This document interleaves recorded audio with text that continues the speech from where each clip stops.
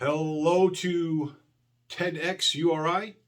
Paul Jancarella here, coming to you from my home office. And I happen to be a native Rhode Islander. I'm affectionately known as Paulie G from Westerly.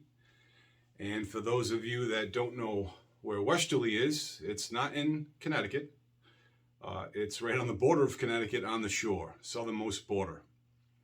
And a recipe of hope, fantastic. The state flag has an anchor, has the word hope underneath it. What does it mean? What is it all about? Well, I dug a little deeper and I found that in the Bible, in Hebrews chapter 6, verse 19, it states, hope we have as an anchor to the soul. And that's very deep.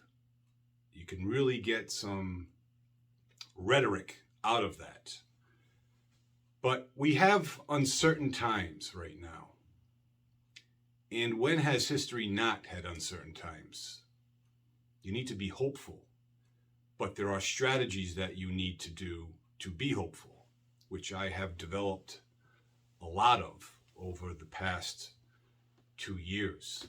In 2018, I was involved in a horrible accident, but the worst of it was because I had a mental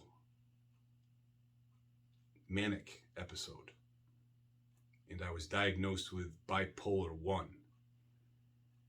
And it didn't get any easier because the following year, 2019, I was also hospitalized in a psychiatric institution. And then towards the end of 2019, my insurance job, that all I knew since college, over 25 years, I was fired. And there were some tough circumstances that I was faced with.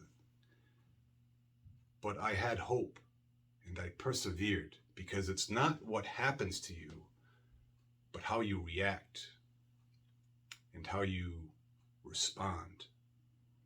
And I think this is a great opportunity for myself to help perhaps transform the listeners and give them some hope that they may need, whatever it may be.